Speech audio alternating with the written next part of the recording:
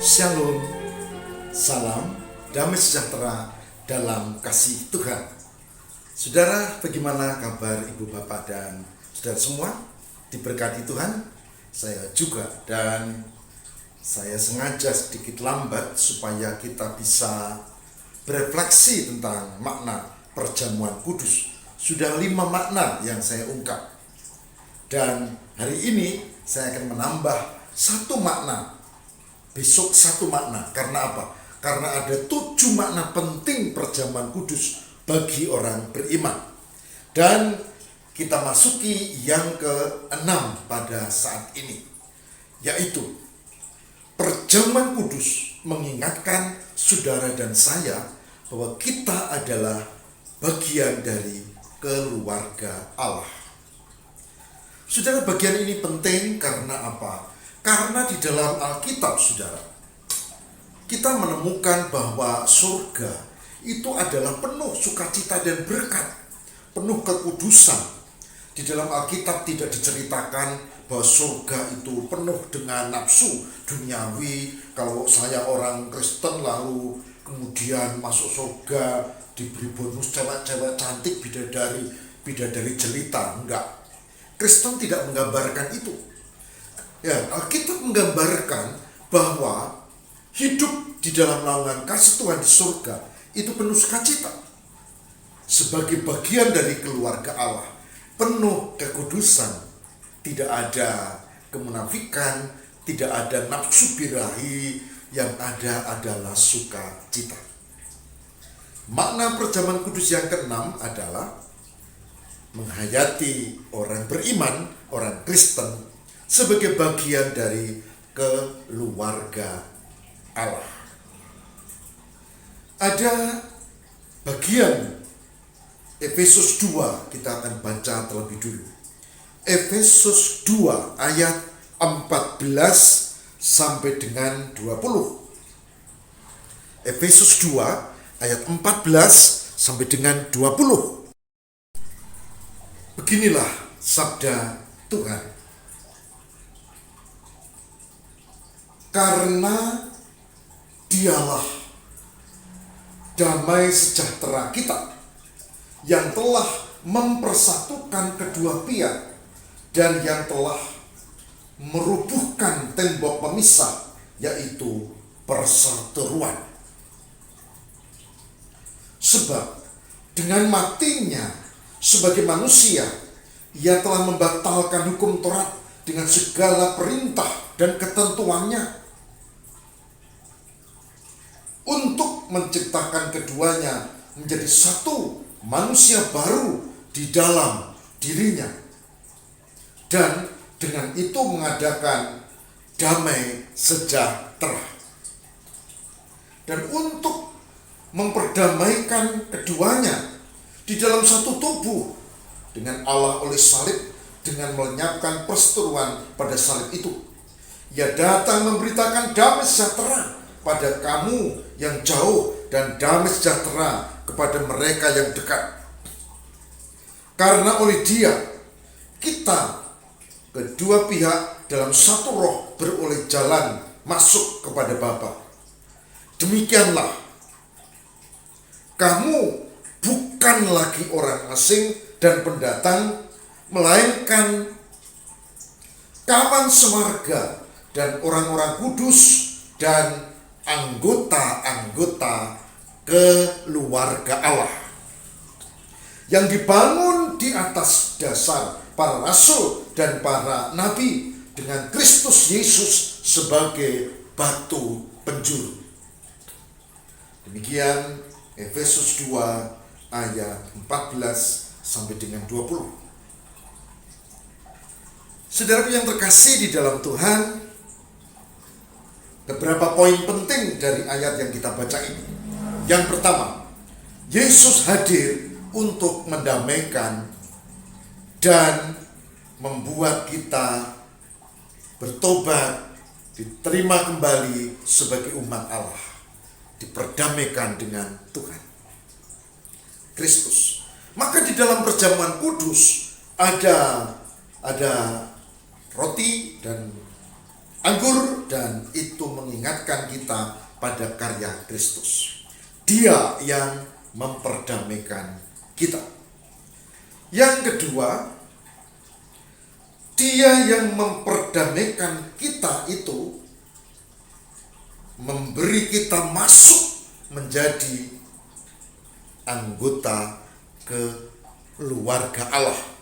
Tapi itu bukan pilihan saya, saudara, tapi kita ini diberi anugerah, kita dipilih oleh Tuhan. Jadi, perjamuan kudus, begitu kita mengenangkan Kristus, maka kita menjadi ingat oleh Dialah, maka kita mendapat kesempatan anugerah, yaitu sebagai anggota keluarga Allah. Efesus 2 ayat 19. Yang anugerah itu terus-menerus diproses. Dikatakan di ayat 20, saudara, dibangun di atas dasar para rasul.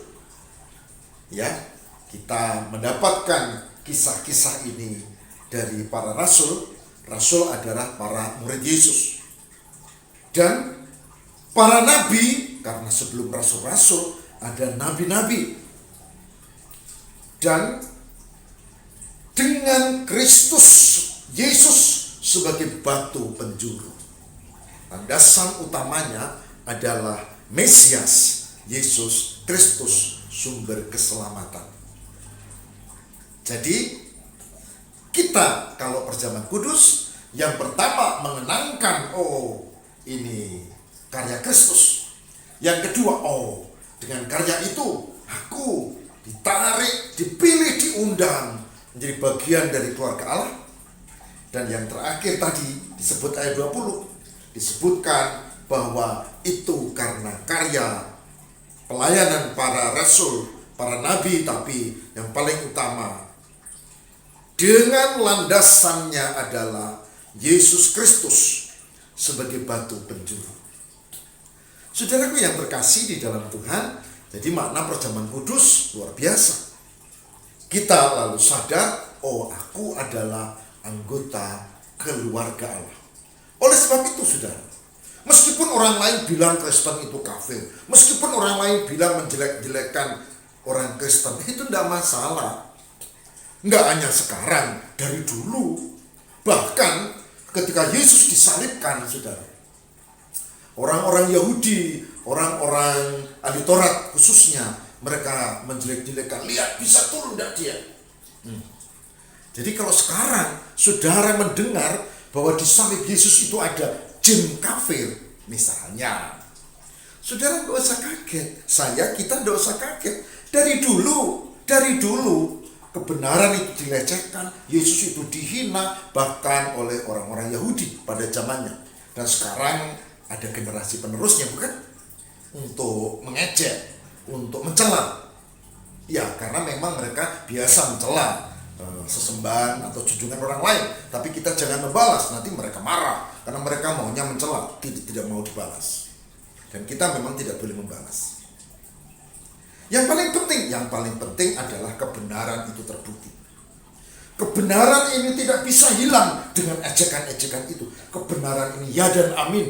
Kebenaran ini tidak akan luntur hanya karena kita disebut kafir. Tapi syaratnya, saudara, iman. Syaratnya iman. Maka apakah kita punya iman atau tidak? Kalau punya iman, lalu kita ikut perjamuan kudus dan kita mengenangkan peristiwa itu, maka kita ingat salah satunya adalah anggota keluarga Allah. Dan ingat juga kan 335 Markus 3 ayat 35. Ini langsung dari Yesus. Dikatakan bahwa Markus pasal 3 ayat 35. Ini dia. Dikatakan begini.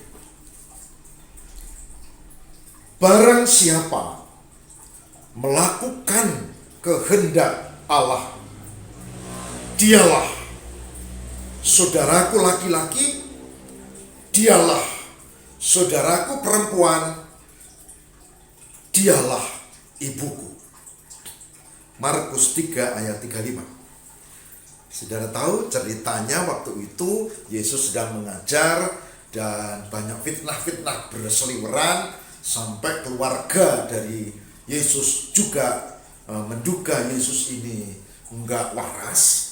Saudara baca perikop sebelumnya, orang-orang dari Yerusalem, orang-orang ahli Taurat ya, orang Yahudi ahli Taurat khususnya, itu juga menganggap ini kepancingan demit ini dia dirasuki setan.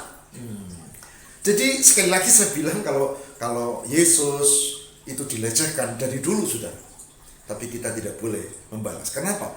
Karena orang beriman itu memiliki landasan sendiri untuk kuat imannya dan bukan untuk membela dengan kekerasan. Orang beriman justru ketika dilecehkan makin kuat imannya.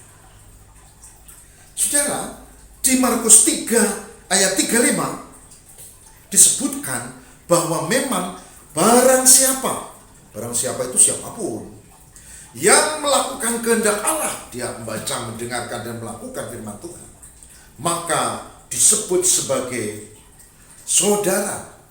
Saudara laki-laki, saudara perempuan, bahkan disebut juga ibu.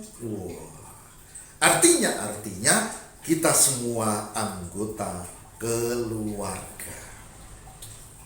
Anggota keluarga Allah. Saudaraku, ini poin yang indah. Oleh sebab itu saya lebih suka menyebut saudara, saudariku yang terkasih ya. Saya tidak suka menyebut broses gitu, karena banyak kacaunya saudara. Ya, sudah bro, brother, ya keren ya, laki-laki, sister, perempuan, keren juga. Tapi sekarang nggak keren menurut saya. Kenapa? Nyimpang dikit nih. Karena saya juga dengar, hai mas bro. Loh, memang ada bro yang tidak mas. Gitu kan? Wah, kan macam-macam lah. Silakan, enggak apa-apa, biar keren. Tapi sebagai hamba Tuhan saya lebih suka pakai bahasa yang tegas. Saudara, saudari, anggota keluarga Allah. Camkan itu. Nah, saudara-saudara, Markus 3:35, Efesus 2:14-20 memberi catatan yang indah pada kita. Ternyata perjamuan kudus itu membuat kita makin tentram, bangga, bersyukur, senang. Oh, aku anggota keluarga Allah. Maka jaga kesetiaanmu, jangan sampai imanmu digoyahkan oleh apapun juga. Saudara, saya mengajak kita untuk diam, kita akan berdoa dan mohon kekuatan dari Tuhan. Tuhan, kami bersyukur untuk makna perjamuan yang ke-6. Ternyata itu juga mengenangkan tak hanya pada karyamu, tapi juga pada konsisten dan bagian berikutnya di mana kami diundang dan dipilih menjadi anggota keluarga Allah. Semoga kami mampu untuk bertindak, berpikir, berperilaku sebagai anggota keluarga Allah. Dan Roh Kudus bimbinglah supaya kami mampu untuk mewujudkannya dalam kehidupan nyata. Kami mohon kabulkan doa kami. Demi Kristus pengantara kami. Haleluya. Amin.